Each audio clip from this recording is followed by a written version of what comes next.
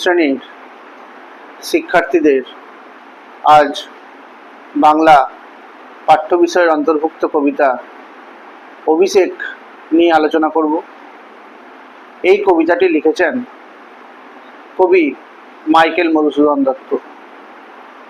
Michael Madhusudan দত্তের অন্যতম উল্লেখযোগ্য সৃষ্টি মেঘনাদবধ কাব্যের প্রথম সর্গ থেকে এই কবিতাটি নেওয়া হয়েছে।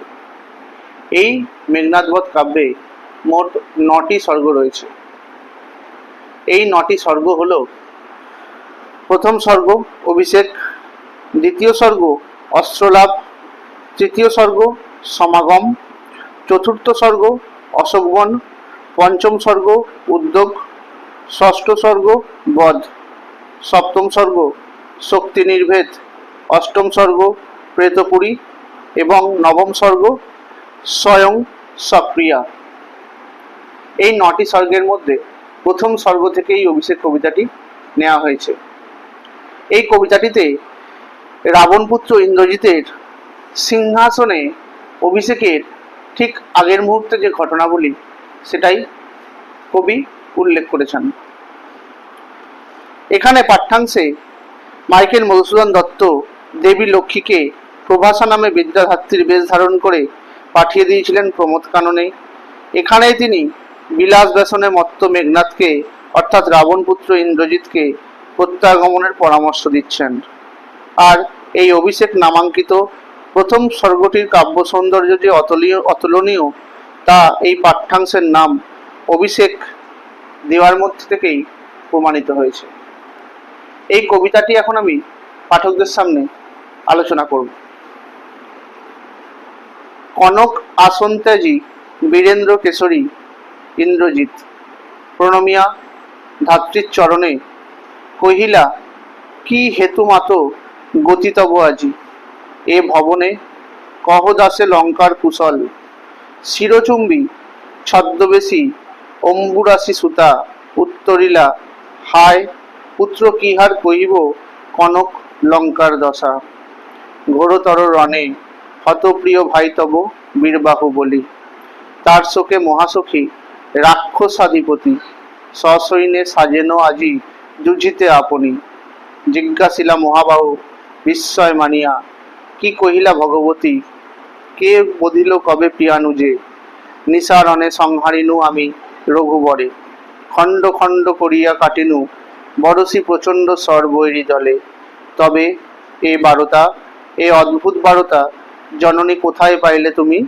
শীঘ্র কহ দাসে, রত্নাকর রত্নোত্তমা ইন্দিরা সুন্দরী উত্তরিলা, হায় পুত্র মায়াবী মানব সীতাপতি তব স্বরে মরিয়া বাঁচিল, যাও তুমি তরা করি রক্ষ রক্ষ কুলমান, এ কাল সমরে রক্ষ চূড়ামণি। এইটুকু অংশের মধ্যে যে গুরুত্বপূর্ণ শব্দগুলো আছে, যেমন প্রথমে বলা হয়েছে এই কনক শব্দের অর্থ সোনা, তারপর বীরেন্দ্র কেশরী, এখানে বীরেন্দ্র কেশরী বলতে প্রবল পরাক্রম বীর ইন্দ্রজিতের কথা বলা হয়েছে। ধাত্রীর চরণে, এই ধাত্রী মানে হচ্ছে সেবিকা, অর্থাৎ ইন্দ্রজিতের ধাইমা প্রভাসার কথা বলা হয়েছে। ধাইমা তাকেই বলা হয় যিনি জন্মের পর থেকে জন্মদাত্রী মায়ের অবর্তমানে সেই সন্তানের দেখাশোনা করেন বা প্রতিপালন করেন। এখানে ইন্দ্রজিতের জন্মদাত্রী মা ছিলেন মন্দোদরী, আর প্রভাসা কিন্তু ধাইমা। তারপরে আছে অম্বুরাশি সুতা। এই অম্বুরাশি সুতা বলতে দেবী লক্ষ্মীর কথা বলা হয়েছে। দেবী লক্ষ্মী সমুদ্র মন্থনকালে জন্মেছিলেন বলে তার নাম হয়েছিল অম্বুরাশি সুতা। তারপর বীরবাহু। বীরবাহু হচ্ছে চিত্রাঙ্গদা ও রাবণের বলশালী পুত্র। রাক্ষসাধিপতি মানে রাক্ষস বংশের অধিপতি, অর্থাৎ রাবণের কথা বলা হচ্ছে। যুজিতে মানে যুদ্ধ করতে। মহাবাহু বলশালী ইন্দ্রজিতের কথা বলা হয়েছে। ভগবতী বলতে দেবী লক্ষ্মীর কথা বলা হচ্ছে। বধিল মানে হত্যা করল। প্রিয়ানুজে মানে প্রিয় ভাই বীরবাহুর কথা বলা হয়েছে।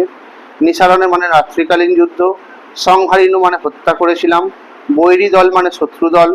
বারতা মানে খবর। রত্নাকর মানে সমুদ্র রত্নের আধার। এই শব্দটি গুণ অর্থে ব্যবহৃত হয়েছে। ইন্দিরা সুন্দরী সৌন্দর্যের প্রতিমূর্তি দেবী লক্ষ্মীর কথা বলা হয়েছে। আর রত্নোত্তমা মানে হচ্ছে সকল রত্নের মধ্যে শ্রেষ্ঠ, অর্থাৎ দেবী লক্ষ্মীর কথাই বলা হচ্ছে। সীতাপতি মানে সীতার স্বামী রামের কথা বলা হচ্ছে। তারপরে আছে স্বর, এই স্বর মানে হচ্ছে তীর। কাল সমরে মানে মৃত্যুযুদ্ধে, এবং রক্ষচূড়ামণি শব্দের অর্থ রাক্ষস বংশের শ্রেষ্ঠ, অর্থাৎ ইন্দ্রজিতের কথাই এখানে বলা হয়েছে। এরপরে আমি তোমাদের এই অংশটুকুর মধ্যে যে সারাংশ বা সারসংক্ষেপ বা মূল বিষয়বস্তু সেটা তুলে ধরব।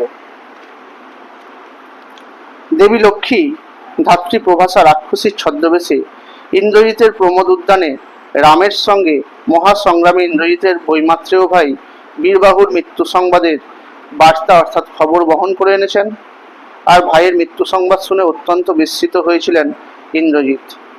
প্রভাসা রাক্ষসীর বেশধারী দেবী লক্ষ্মীর কাছে মহাশোকাকাতুর রাবণের রণসজ্জার কথাও জানতে পারেন, অর্থাৎ রাবণ যে যুদ্ধসজ্জায় সজ্জিত হচ্ছেন সেই খবর দিয়েছিলেন।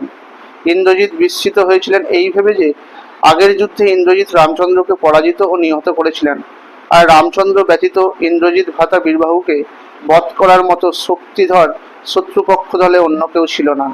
ছদ্মবেশী প্রভাসারূপী লক্ষ্মীর এই বার্তা তাই ইন্দ্রজিতের অদ্ভুত মনে হয়েছে, এবং কোথায় এই অদ্ভুত বার্তা তিনি পেলেন তা জানতে উদ্গ্রীব হয়ে উঠেছিলেন।